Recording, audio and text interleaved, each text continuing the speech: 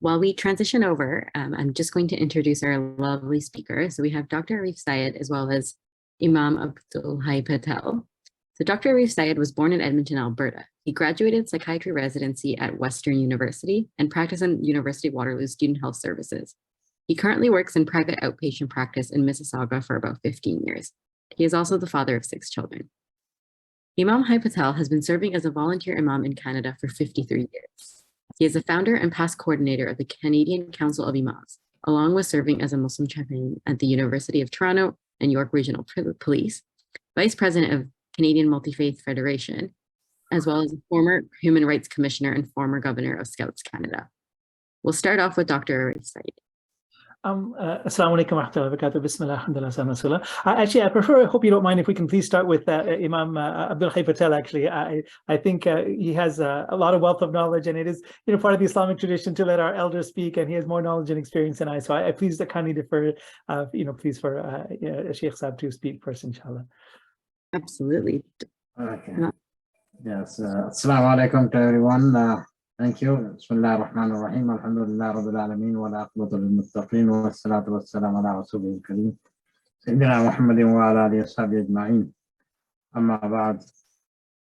I welcome this opportunity and thank the organizers for this conference to continue the conversation on mental health, which is most needed across the country, and especially in the Muslim community. I think most of the misconceptions on mental health in the Muslim community have been shared by some of the speakers, especially Dr. Farooq Naeem and Dr. Nazila. However, I'm going to outline some of my personal experience as I have seen while visiting mental institutions and also jails as well. So, and in general, from the community perspective, how people see this, and also what was addressed in the school system. But we have a bigger problem here in school because I serve as a trustee for the TDSB, and I've been also member of the Equity and Inclusion Committee for a number of years. My connection with board is more than 30 years that I have seen mental health among children now is rising and not being addressed properly from the cultural and religious perspective. Just like to highlight the verse in the Quran that speaks of mental health in chapter 22, verse 5. يا أيها الناس إن كنتم في ريب من البعث فإنا خلقناكم من تراب ثم من نطفة ثم من علقة ثم من مضغة مخلقة وغير مخلقة لتبين لكم ونقركم في الأرحام ما نشاء إلى أجل مسمى ثم نخرجكم طفلا ثم لتبلغوا أشدكم ومنكم من يتوفى منكم من يرد إلى أرض العمر لكي لا يعلم من بعد علم شيئا. Translated as, "O mankind, if you have a doubt about the resurrection, then we created you out of dust, then out of sperm, then out of a leech-like clot, then out a morsel of flesh, partly formed and partly unformed, in order that we may manifest our power to you, and we cause whom we will to rest in the wombs for an appointed term. Then do we bring you out as babes, then foster you that you may reach your age of full strength, and some of you are called to die, and some are sent back to the feeblest old age, so that they may know nothing after having known much." Here in this verse, Allah describes the creation for birth from a blood clot and how He has given us an image, but Allah says He can return to us in any state, whether it is losing consciousness or losing mental capacity. And one that really strikes me well is that you may know nothing. That means what we are seeing today in dementia and Alzheimer is exactly what is happening and what Quran said 1400 years ago. In Islam, religion and spirituality are not mutually exclusive, as you cannot see one without the other. Other religious and spiritual traditions may see them as separate, where you can have one over the other. Islam encourages Muslims to look after your health by seeking advice and receiving treatment, as health is considered a gift from God, which should be cherished. However, one aspect of health is not considered a health problem, that is mental health. The attitude is resulting in a number of nervous breakdown, family breakdown, and suicides and other illnesses. Often we associate mental health problem with black magic and demons. This was also addressed in the previous sessions as well. Mental illness and its effects on the individual are often misunderstood and negatively construed in communities and cultures across the world. The Muslim community is no different. Often Muslim individuals are stigmatized and families are rejected and isolated for their association with mental illness, addiction, and suicide. A couple of years ago, I gave a khutbah on mental health. And after a salat, a man came to me to thank me for raising the subject. Then he said he came from Boston to see his brother, who has not come out of his bedroom for 20 years. For whatever reason, whatever belief, the family has not accessed available resources and no treatment was sought. What was commonly thought in Middle Ages among Western societies that Muslims believe that mental illnesses are due to demons or bad spirit related.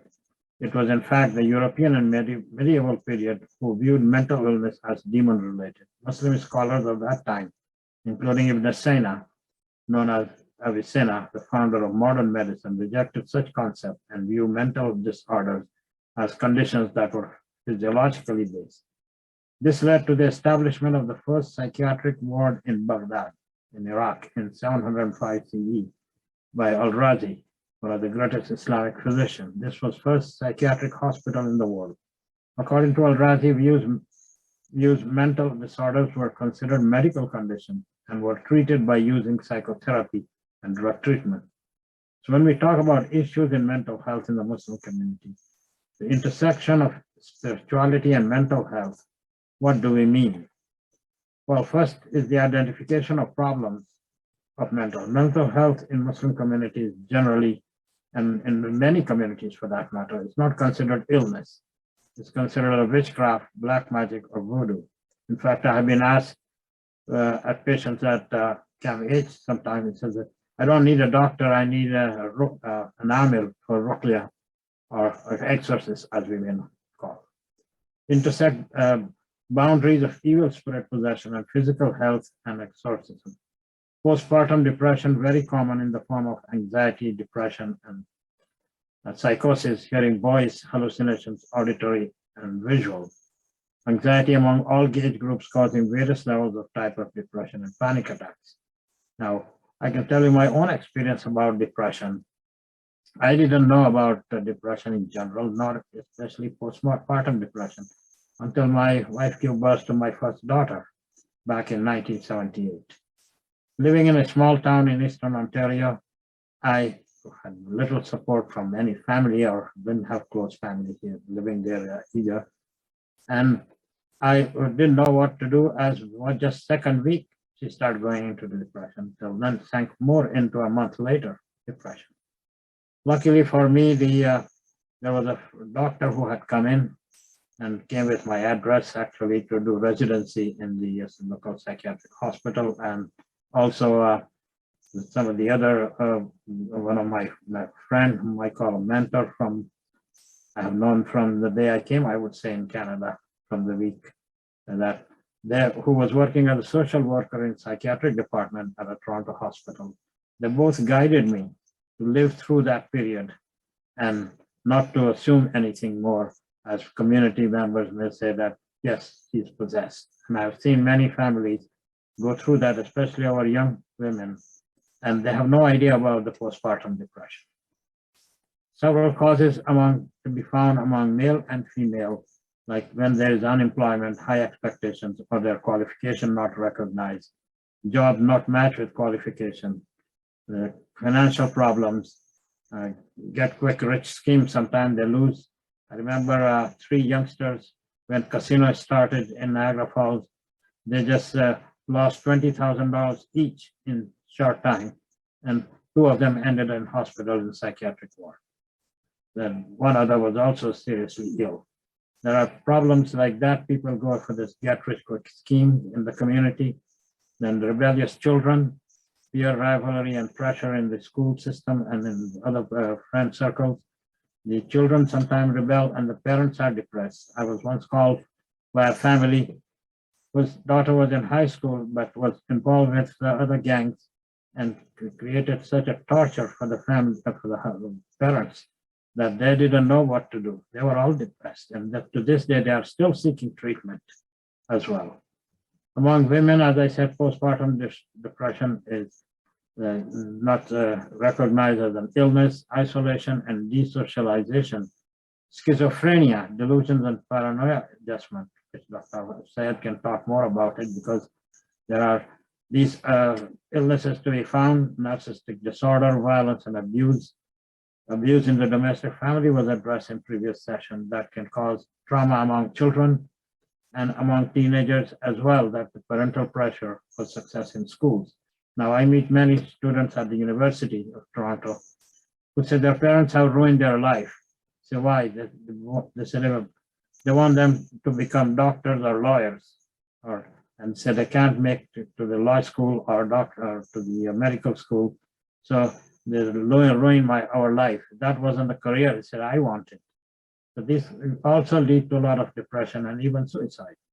Forced arranged marriage, which is still a problem. I thought people would learn by coming into Canada, but having lived here 53 years, and the calls keep coming to me from women, young women, about that their parents have given birth back home to marry somebody, their cousins or their relatives' children, and that forced marriage causing all this mental problems among young women, especially because men would run away from the house, but women would generally get stuck with that kind of marriage. Limited privileges for socializing, parents impose on them cultural subjugation and rebellion, because this is a big problem of the cultural conflicts among people that can cause these illnesses, and gender favoritism and the privileges given to male children. These are some of these areas that our children go through.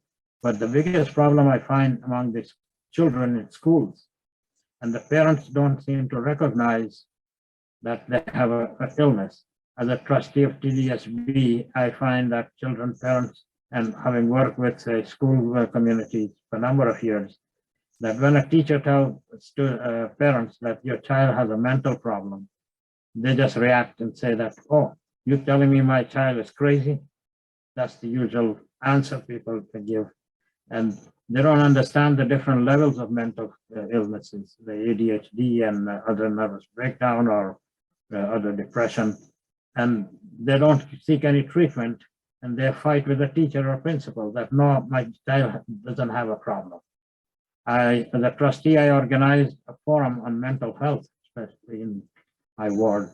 And there were few people that attended, but at 9 o'clock when the time was up, nobody wanted to leave because the conversation has started.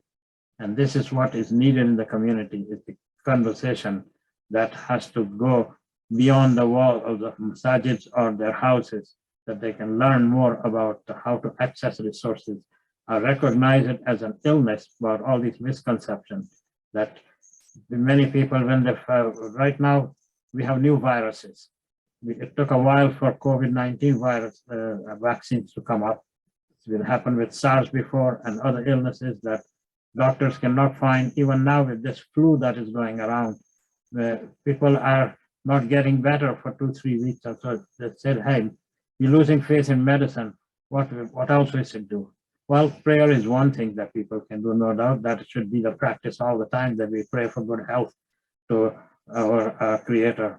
But at the same time, we have to seek help. But the doctors can't find. They did all the tests, and there is no evidence of anything in my body. So they resort to the other aspect, the spiritual cure, which often take them to the ruqya, the exorcist.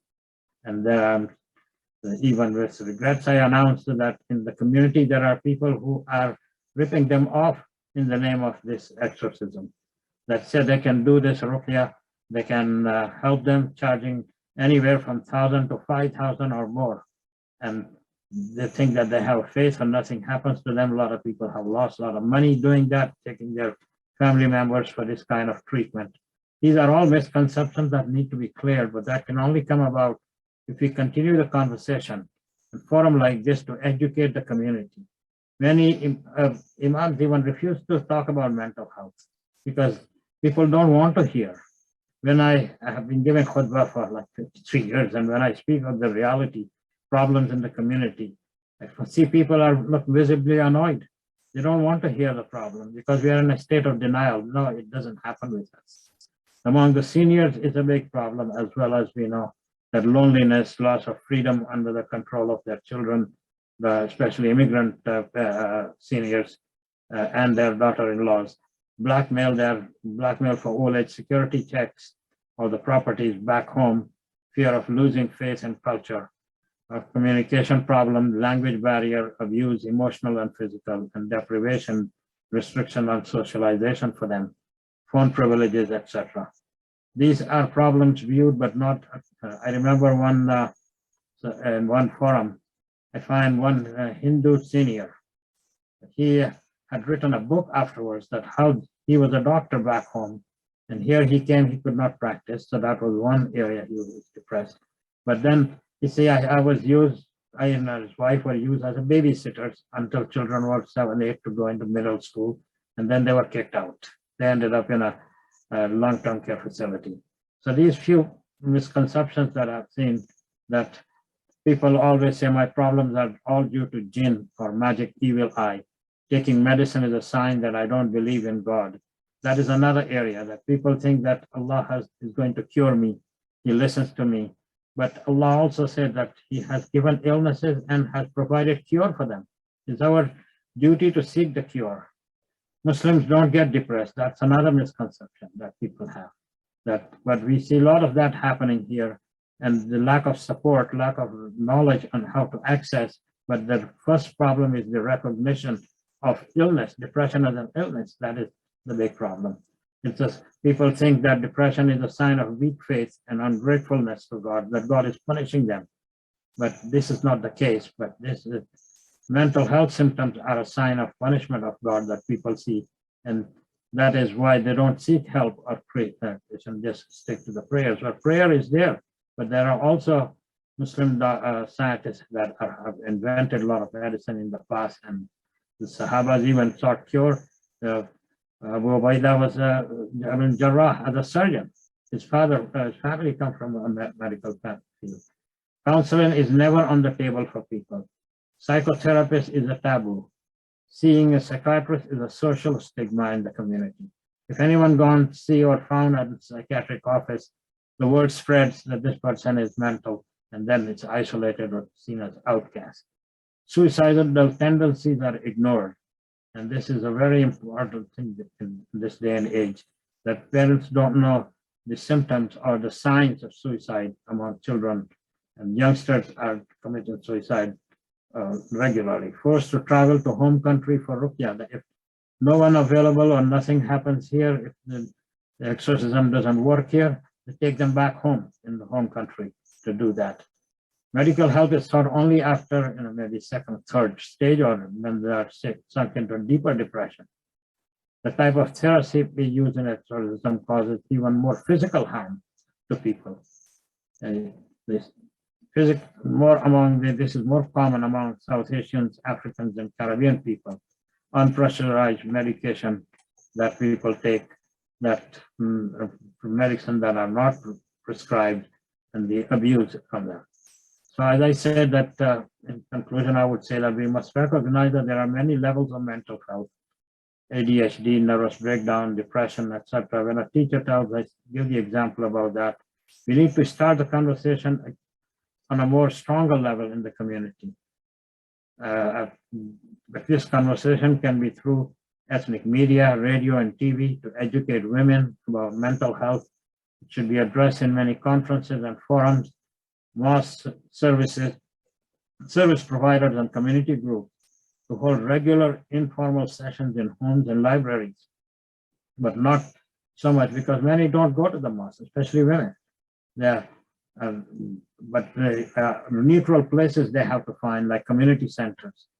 Train more ethnic women, I would say, to provide one or more counseling through special hotline, social workers, etc. Special sessions for newlyweds is also important because of cultural conflicts in family life that people expect. People now we are not one community, we are communities in Canada. there is so much diversity for both language and culture, but faith ties us together as one community. But when in married life, many parents have expectations different from their daughter-in-laws or from son-in-laws. So that is these things that I'm hearing more about, the conflicts and breakdown in family relationship and divorces are on the rise among young women born in Canada who have no idea of what the culture requires, especially when they marry people of different culture or different language into the household. So these are some thoughts that I've shared, some misconceptions. I hope that they will be able to start the conversation more in the community and find ways to educate them in the coming years, inshallah. Dr. Arif might highlight more as he sees patients coming into him as well, inshallah. أقول قولي هذا واستغفر الله واستغفر الله. MashaAllah, tabarakallah, jazakallah khairan jaza. This is a great tour de force, mashallah. When you listen to, mashallah, someone who's had so many years of experience, you've covered so much of the Muslim experience, mashallah, with mental health and in many sectors and by psychosocial experiences. So I really want to thank you so much, alhamdulillah, ya Shaykh, for setting us up with this, inshallah. My talk is actually going to be a little bit more, perhaps more difficult and perhaps more subjective. I think Sheikh Abdul Patel, mashallah, did a great job in articulating the perspectives of the misunderstandings that Muslims have regarding mental health. I think this is by far and away the most important topic. As for myself, I thought perhaps of addressing this topic in the more difficult or perhaps more controversial perspective, which would be the misconceptions that non-Muslim providers may have about Muslim mental health. And there's also maybe a few misconceptions perhaps that Muslim practitioners may have, although one can argue that, who am I to point out any misconception? I certainly have my own misconceptions, and I'm open to being corrected and criticized and things like that, because this is a process of discovery between each other. Diving into the realm of the human psyche is like an ocean, and essentially, what you find inside, everyone will be exposed to different kinds of patients that'll expose you to different elements of reality. And what one person experiences in dealing with Muslims might be different than what other experiences. And so it may be the case that diving into a sort of unseen realities may not be necessarily what many non-Muslim practitioners ever need to be exposed to, or even Muslims would be. But this issue of understanding that the misconception, perhaps the main misconception perhaps that non-Muslim practitioners may have, is the fact that any discussion of unseen realities on behalf of a Muslim patient is an instant sign of psychosis. So I'm going on a different direction. That the first direction is that Muslims assume automatically that any mental health issues are obviously unseen related and jinn related, etc., possession related. And then there's another truth perhaps that needs to be addressed, which is the opposite, that there's no involvement of unseen realities in mental health at all. And in fact, any discussion of unseen realities is a sign of psychosis. And so this is perhaps something that, we may be a little bit embarrassed as Muslim practitioners to talk about, but in some ways having a nuanced understanding of this can help our Muslim patients as well. And in many ways, I did a quick literature review about the existence or the belief in jinn and things like that in the transcultural psychiatry literature. And there was a study that was done in Netherlands in a group in 2018. And it was a group that assessed Muslim inpatients, and they determined that the percentage of Muslim inpatients that had a belief in jinn was 79%. A belief in the evil eye was 81%. And belief in magic existing is 64%. And then they asked them a second question, which is, how much do you think this applies to your situation? So one is a theoretical belief and one is applied. And in their situation, the Muslim patients who were interviewed, who agreed to be interviewed, they said that they believe that jinn involvement was involved in 45% of Muslims believe that somehow jinn were involved in their clinical presentation. And then there were 32% that had a doubt. Perhaps they were involved and perhaps they were not. And 23% of Muslims said, absolutely not, there's no way any jinn or magic or evil eye is involved with my presentation. So it goes to say, if you count the two groups that thinks it's certainly possible and certainly there and possible, that makes up 77% of Muslim patients think that some kind of unseen asarat, I guess you can say, whether it's jinn, possession, magic, black eye, evil eye, etc. Any of these unseen realities are impacting their seen reality. So in some ways, this is actually important because this leads to a major misconception that if anybody talking about unseen realities must, by definition, be psychotic. And this is often what non-Muslims therapists perhaps would look as one of the signs of a delusion being defined as a fixed false belief. And so they would say, well, perhaps, this idea of spirits and things like that is a false belief, therefore they must be delusional. But there's another part to this definition, which is that it is a fixed false belief which is not held by the majority within your cultural group. And so as we can see, just from this study, just not my own anecdotal information, but just this study that was done in the transcultural psychiatry literature, that's 77% of Muslims and 79, 81%, depending on which number you take, believe that yes, these kinds of things exist and may have direct impact on their illness. So this is an important understanding, is that just because of the fact that one has these thoughts, it doesn't necessarily mean it's a sign of psychosis. And one of the biggest problems I have in my own practice is I see patients who have been discharged from hospital on extremely high dose of depot and antipsychotics and the diagnosis of schizophrenia, and their mind have been numbed out for years and years and forced to take these medications, and because their parents or other people insist to do so. But in reality, a lot of times when you break it down and you follow them over the long term, many of them just had a brief psychotic episode or depression with psychotic features. It wasn't, of course, schizophrenia, but perhaps their mentioning of these unseen realities and things that may have instantly given them this label and this, the fact that they're now permanently schizophrenic patients just for having these kind of beliefs. So I think there has to be kind of a nuanced and humbleness when it comes to approaching, this issue, that perhaps there is a group of people who have a genuine belief that unseen realities can impact the seen reality. Now, how does this impact occur? Well, in fact, this is something that we cannot determine. We cannot definitively say. So people can have dhann, people can have a conjecture that how much is my automatic thoughts from unseen whisperings of demonic forces. That's a good question. Some might say that it's the ego-dystonic thoughts, the thoughts that are certainly different than what your ego would have composed on its own. Something that's new ideas that you never would have imagined or thought of, that perhaps might be that component. Could be, maybe it could not be. But the fact is that another example is that auditory visual hallucinations. Many patients of mine describe, hearing voices that are, telling them to kill themselves or themselves declaring themselves as forces. And many of my Muslim patients themselves will say, I listen to jinn speak and things like that. So, whether the fact, it doesn't mean by itself that they're delusional. They're certainly psychotic. If they hear voices, certainly they're psychotic. But whether they're delusional or not is a different question. That makes a difference between depression with psychotic features versus the two categories of psychosis, which puts them into schizophrenia, right? You can see the clinical implication, So perhaps having a kind of a broader, more toleration for the fact that, it's different cultural groups may have different beliefs about the unseen. And so it could be the case that that religions perhaps or even Muslim practitioners, including myself, need to have perhaps a more nuanced understanding. How we gain this understanding, everyone is unique in their way of creating this nuance. And so if I'm saying anything that is seeming as wrong or seeming as extreme or seeming as unacceptable, then I apologize in advance, because my experiences, my backgrounds, the patients I see has not exposed certain people to others, and so to these kinds of things. And so it's totally fine these are subjective reflections to discuss. This is not a scientific empirical talk. It's more of an opportunity for reflection.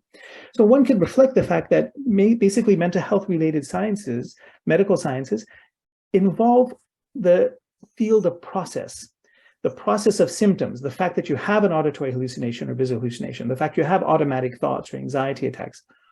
And you can say unseen realities, religion, or Islam particularly, which helps to bind the seen and unseen worlds together, that Islam perhaps can give a comment on not so much the process of psychiatric symptoms, but perhaps the content. So the fact that certain voices are perhaps the waswasa that is being able to be heard by others, it's quite possible. It's also possible that it's not the case. But the very fact that some Muslim patients are thinking that it could be possible as a content doesn't mean that that they should be excluded from medical care, or that they should exclude themselves from medical care. Whether you have a certain ego-dystonic thought in your mind, the process is that you have a symptom of racing thoughts, or the symptom of automatic thoughts, or intrusive images. The content of it, where the content originate from, well, Western psychiatry gives an honest answer, which is these are automatic thoughts. We cannot give any explanation as to the content or the origin of it. Well, it could be the case. That's perhaps the job of religion, to give a possible explanation that, oh, it might be the case. But even this possible explanation is still a possibility. So the fact that unseen realities exist, it gives a buffer to have optional beliefs. It's possible that people have these unusual thoughts that could be from the unseen reality. So there is some flexibility here. Like, what's the actual origin and cause of it? It's something that even the person who believes in jinn and magic and things like that cannot definitively say. But having the very fact you have this buffer, I could be affected by things that are exogenous. There is an exogenous energy, an unseen energy being applied to me. I'm open to that possibility. If that's the only explanation, okay, that's sort of maladaptive. But I recall Dr. Asim Yusuf himself in the previous lectures he gave at our conferences, he mentioned, he called this concept malevolent realities, or malevolent effects. So, it's all that Muslims have, you can say, is that an extra dimension that we can imagine that there can be malevolent effects that occur. And just because of that, it's not by de facto that we're necessarily, that Muslim patients are delusional. So I just want to mention this, that just as a call to perhaps to open people's minds up to perhaps cultural humbleness, or even ourselves to open our effect to our patients, that perhaps the way that they're experiencing these symptoms, it may have an origin that we're uncertain of. So there's no reason to necessarily fight for one particular interpretation. We can let the patient have their interpretation. Oftentimes the issues of unseen realities are idioms of distress that people need to control their own meaning. Certainly, fine, control your own meaning. As long as the process part, in other words, taking the psychiatric medications and being compliant, as long as you're willing to follow our process, our medical process, sure, we'll let you have the content that you feel comfortable with, and no one has to impose anything particular.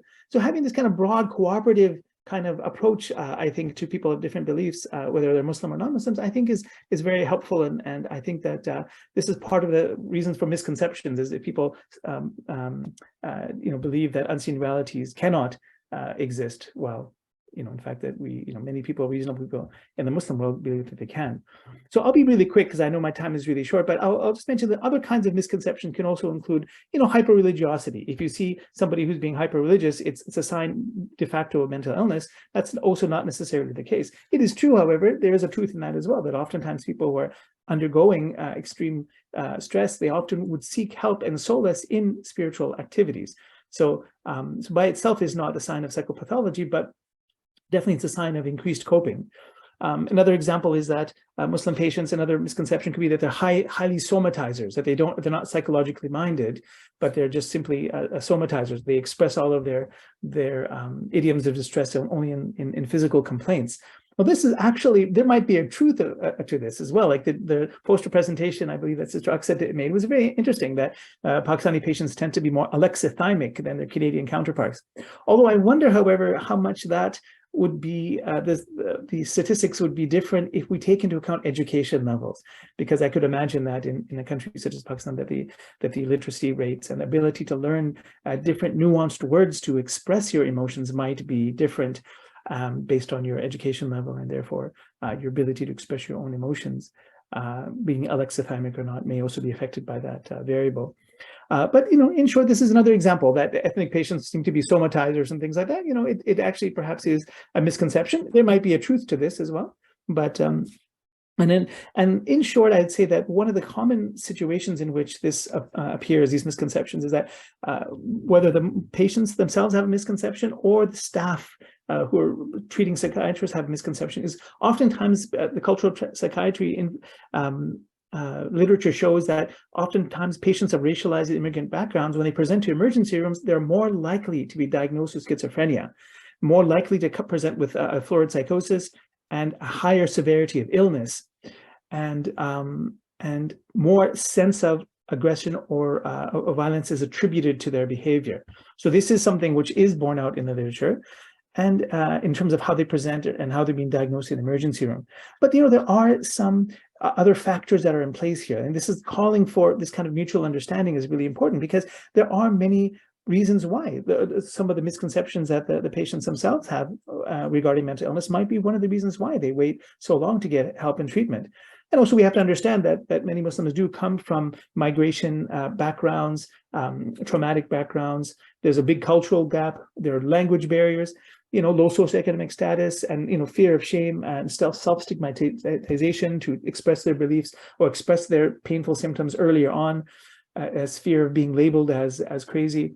So there are some of those factors which, if not understood properly by the family or by the treating doctor, it may result in a problem that it becomes extended until it presents in a very floridly psychosis state, when in fact it doesn't have to. So I think that having these kind of discussions about trying to be open to the fact that mental illness exists on behalf of Muslim patients, and to be open to the fact that unseen realities, at least some people can believe in unseen realities, and it not necessarily be a sign of their delusion, and that it could simply be accommodated for. In fact, I'll just finish with this other point, is that the group in Netherlands that made many of these papers, they found that the reason why they were even able to produce this paper and asking Muslim patients about the existence of jinn and whether it applies to them or not was simply because of the fact that they had one imam who was inside the hospital that they consulted when they had psychiatric patients who were of a Muslim origin. And so this imam would simply discuss with the patient and with them about the illness, about the need for treatment, the benefit for treatment. And they found it increased compliance of the Muslim patients.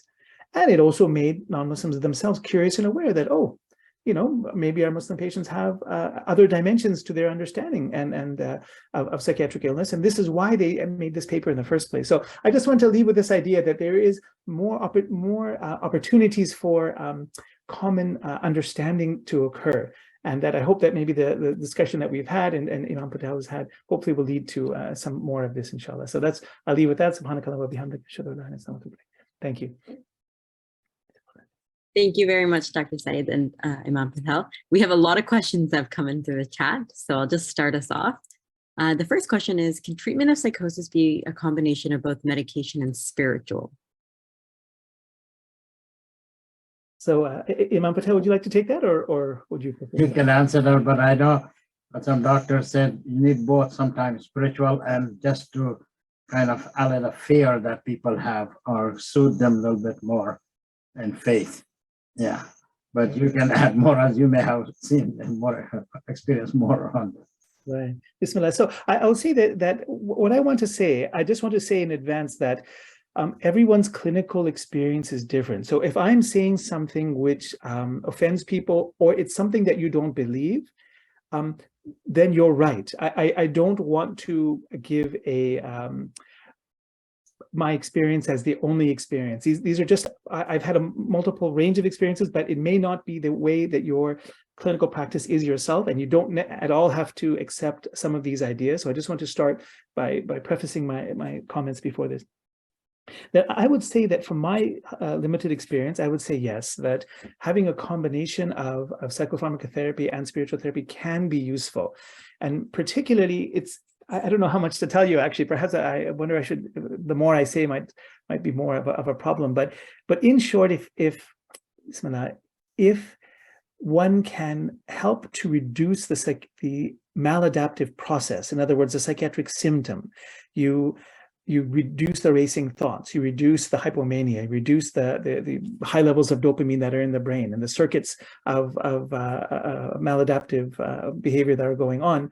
If you reduce that with medications, then the content, the unseen content, also seems to diminish.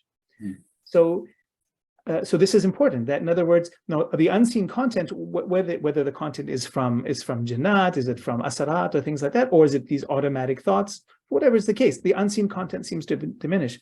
However, it's been my observation that oftentimes Muslim patients don't, or patients in general, often need to take psychiatric medications for a very long time. Patients with schizophrenia, certainly, they often take it lifelong. But there are many people who take it for a long time, and when they stop taking it, many of the symptoms come back. However, I've seen many cases where people who do combine both spiritual and medical treatment, that a lot of times their illness starts, gets reduced, and then in the reduced phase, they start to take spiritual treatments. Then oftentimes it's removed. And the amount of benefit they get is to such an extent that they oftentimes don't need medications again, sometimes ever. So it's an interesting, there's an extra layer of treatment that comes on the more permanent side when you include that spiritual component in some cases, and it's not always the case. But there's certain kind of spiritual treatments which are exogenously based, where somebody reads over you, which itself has its own difficulties, because if you are not, you're maintaining that practice yourself, you may get a whole bunch of energy and it may overwhelm you in the first place. People have heard stories, I'm sure, about, situations involving ruqya where people were overwhelmed by the amount of intense spiritual energy that were given by reading these verses. And many of my patients said, if you're already overwhelmed by the symptoms, don't go for ruqya at this stage. You have to gain a grounding of your own symptoms first before you engage in some kind of spiritual surgery, basically. And so there was even a case, unfortunately, of a man who, I heard this story of a man who somebody did some ruqya for somebody who was in the hospital, but right after he left, unfortunately, he committed suicide. He jumped off the building on the psychiatric floor. So I heard this story, and unfortunately, if there was some sense that one has to observe that if the person is not stable enough to receive this degree of energy, then as soon as that energy goes away, if it's exogenously based, then boom, then some other kind of attack can occur, and then you're overwhelmed. So we have to make sure that no person has passivity of will. That's one of the, I think, first rank symptoms, I believe. So passivity of will should not be the case. One must focus on the grounding of their will, their sleeping energy, etc., so that they can take on spiritual rigors. So the more appropriate thing, I think, to do in the inpatient setting is to focus more on endogenous energy, spiritual energy production. So as opposed to somebody reading upon them to try to remove something, and that benefit is gone as soon as the raqi is gone, rather to read verses of Quran as an example, read the daily awrad, the dhikr of the morning and the evening, to do other kind of spiritual practices, to listen to the Quran, etc., to do your daily dhikr, so that you generate the spiritual energy on your own, so that in augmentation with the medications, you're able to push out, if there's any negative chaos within you, you're able to produce some of it on your own. And if maybe to top it up, if you want to have someone else help you out, that's totally fine. But to do so only when you're in a clear sensorium, not to do it when you're Florida psychotic. This is just a small observation I've made, and people are willing, happy to disagree, and I accept anyone's disagreement on this topic. If I can add on this, it's good to maybe have a spiritual treatment, but who you go to, who is the person giving? Now, we are such a diverse community, and not every imam is qualified counselor or psychotherapist. Not everyone is an amil who can do the ruqya. So that is the other part, and the intensity, as you mentioned, Dr. Syed, is sometimes can have negative effects over here. Often people call some of these amil from overseas to do the treatment. And while others also go for it, even though they may not have a problem, but just a slight anxiety over something, that they start seeking treatment, and they ended up getting more depressed or more mentally affected because of that. So this is uncontrollable, I would say. And we don't have any regulating body for any scholars or spiritual doctors or service providers. Thank you for your answers. Just as a follow-up question, can you touch on some ways patients know when ruqya is not being performed correctly? That is hard to say that because we are not expert on ruqya, so how can we say that? Hamza would know much more about that. This involves too much knowledge of the unseen. That's true. It's a very difficult question. Another question that came in is, what hadiths or Quranic verses do you use to help address the misconception about mental illness being a spiritual defect?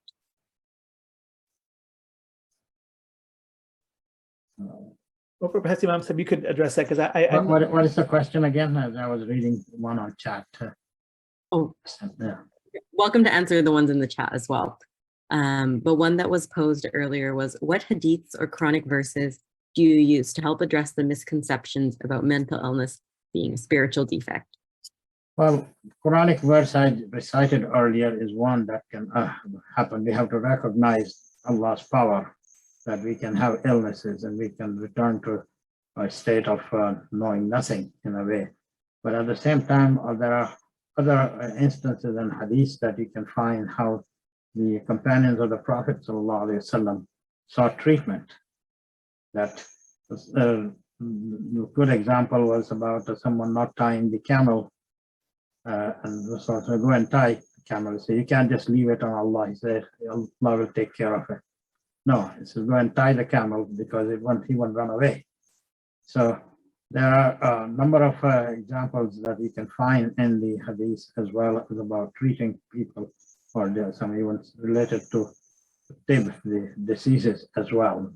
So there are books written on the Prophet's medicine as well. But main thing is our dedication, our positive thinking, du'as that we can make. There are many du'as that can help us to alleviate fear and anxiety, like La ilaha illa anta subhanaka inni kuntu minal zalimin, and Hasbunallahu wa ni'mal wakeel. Prophet Ibrahim alayhi salam prayed that when he was thrown in the fire. So all these examples in the Quran we can find about du'as that we can constantly make. And the other question about the TDSB treats it as a mental illness. You can't really combine spiritual treatment through their own team. But parents have a choice whether what treatment they need once they are told about their children's disability, about slow learning, and others that often people find that they have autism or other problems, and their parents get frustrated. In fact, one parent even abandoned seeing the child in sick kids hospital, I remember a few years back, because they every day coming there paying for parking from north end of the city. So these are challenges parents have to face, but in public sphere, TDSB or any public institution cannot really have spiritual treatment combined with any other treatment. In fact, they don't provide treatment, they just let you identify the problem and help you to access resources, available resources that they can connect with. That's right, yeah. And also just a small issues that, perhaps as practitioners, perhaps we can ask our patients if for consent for faith-based interventions, whether we can even talk about these kind of things. We should just document our consent, the fact that yes, consent made for faith-based interventions, and to perhaps use motivating verses or things like that. But I find that even verses of this sort, perhaps that's just not my particular knowledge base. But the one way I find this effective is simply just to say that this is your responsibility. Your mental health is fard ayn. It is your individual responsibility to gain the taklif of Islam. If you wish to be able to have clear sensorium, clear aql, to have the taklif, to have the responsibility of morality placed upon you, it is your essential duty to yourself to fulfill the rights of your aql upon you. And so that coming up with a proper diagnosis and treatment plan. So I often just say to my patients, listen, I've done my part. I have fulfilled the right that you have upon me to come up and give you the best diagnosis and treatment plan that I'm capable of doing. And now this is in your court on the day of judgment. You have a Muslim doctor who's presented with you one part of your spiritual path for healing, which involves the world of medication. So this is possible. It is possible for God to arrange this in reality. It is possible. It's not impossible. So this possible scenario is happening to you. And now you have this I guess, in front of you, and now it's in your court as to whether you take on the responsibility that you have upon yourself, which is to maintain your mental health. As we know, Al-Ghazali's his 5 or 6 maqasid of religion is that preservation of religion is one, preservation of faith, preservation of the religion of life, and then the preservation of intellect, right? And preservation of family and nasab and honor. So the preservation of intellect is one of the purposes behind the religion itself.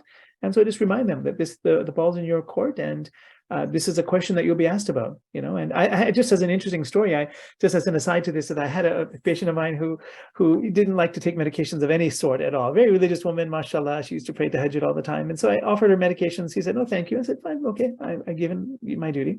So then I saw her a year later, and I said, "Oh, okay, sister, mashallah, good to see you again. How are things? This and that, fine." She says, "How come you're back?" And so she said, "You know what? I prayed for 1 year. I did tahajjud for 1 year. And I'm just asking God, okay, remove this illness from me, remove this illness for 1 year." And nothing happened. So as you sort of perhaps relating to your first question, sister. And then she said to herself, "Well, then I asked God, what do you want me to do?" And then intuitive understanding came into her heart. See a doctor. That's it. And that's why she came. In other words, it was simply part of her spiritual path to be involved with visiting a doctor. And some people's spiritual path involves visiting an imam. Some people's path involves having both. And so the fact is that, yeah, it can be the case that this whole universe is all under the control of God, and all of these features, the seen world, the unseen world, all these different things are part of the medley of notes that we are meant to play in our life and to gain experience and all this complexity that God has willed for us to experience. So that's all. This is a long answer in saying that, but I would just say that, people's experiences somehow lead them hopefully correctly, if we can phrase it and orientate them the right way.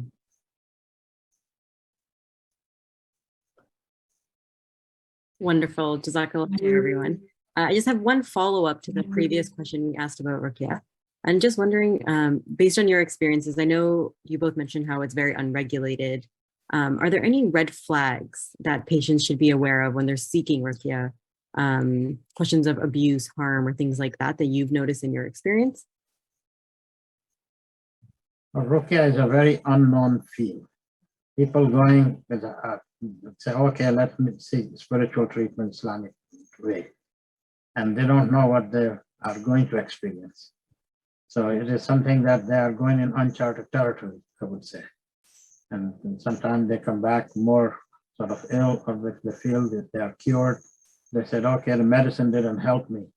And then there are a lot of conspiracy theories in this stage of internet that people read and find that they can find solutions through some website. And that is what I think maybe perhaps Dr. Syed may have had more patients coming to him with this Ruqya. Yeah, alhamdulillah, I would say that yeah, it's like all of humanity, right? You see every single type of presentation. I have a patient of mine who specifically is a fraud buster. Like he himself has some special intuitive knowledge. Allah Ta'ala has given different types of knowledge, basira, to certain people, and he happens to be one of them. So he actually goes to other people who do ruqya, and he busts them up. He literally figures out what is their scheme of making money, and he shows that. Like one person said to him that patient come to them and said, okay, listen, if you have magic upon you, then your right hand will start to burn. And then he put something in both hands. And then afterwards, he found out from this person that, yeah, the person simply puts a piece of paper on both hands, but then puts a little bit of a solution in one of them. And then after a while, this hand starts to burn. And then they have this instant idea that, oh, this must be the proof that this is some kind of magic or something. And of course, one of the red flags, as you probably might be alluding to, is the fact that they charge lots of money. And, so oftentimes people who do this kind of work, you're allowed to charge money for ruqya, by the way. But, for people who do this, fi sabilillah with minimal charge and they don't, things like that, this is actually more more of a sign that it's perhaps more done sincerely. But in general, people having a firm grounding in their own faith in terms of having their own practices first, I think are really important. Simply the adhkar of the morning and the evening, the prayer, the protective du'as of the morning and the evening. I think that's like Islam 101 for all of us in this modern day. We're affected by so many energy attacks. Yeah, I think we should start with building the basics ourselves. Once the healing has progressed, and then if you want a permanence of healing, okay, then perhaps you might consider this. If something, in people who find an instant benefit with ruqya, oftentimes it's because they got hit with some unseen energy attack, perhaps in the unseen world, and then they quickly seek kind of spiritual treatment. Those are the types of situations where you find a quick resolution of effects. If it's been something's been going on for years and years and years, the psychiatry and the circuits have all been involved. Eventually you get depressive symptoms, racing thoughts, anxiety attacks, and all of those other symptoms are there. So you may have started with an energy attack, but then it's perpetuated by your own biology not being treated, and now you have the multifactorial, then you have the biology and the spiritual treatment are needed.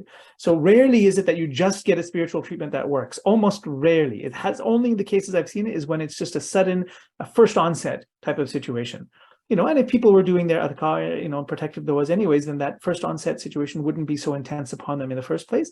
But but we live and learn, but in general, I find that using both methodologies are important, and that they both commit themselves intellectually to using both. Like what type of spiritual treatment, that's completely in their realm. But the fact that process of biology, yes, that should be done. That's my end of trying to encourage them. And then the second part, people go to different practitioners and they learn along the way. You learn even from fraudulent people. Actually, you learn. Like we try to minimize the harm, and hopefully people like us would give tips and guidelines for people. Like be careful of people who make big promises and who insist that you have magic, and especially if they tell you who is the one who did it. The people who are genuinely given the spiritual authorization to do these kind of things, they don't make fights between people.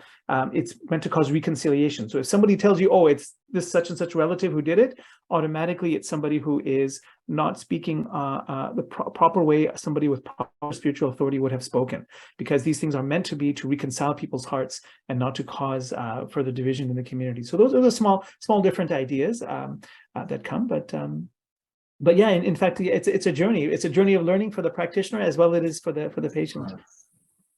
Well, years ago, there was one person in Toronto who came after a few years. He had some money, and he was doing ruqya on his own, free of charge at times, and then suddenly he needed one himself.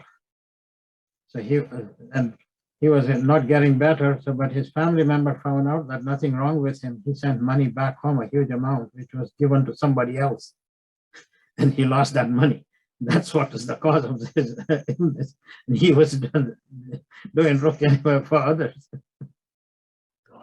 So there are various causes, as you said. It can be linked to something else personal that may not necessarily be the cause of any jinn or evil eye.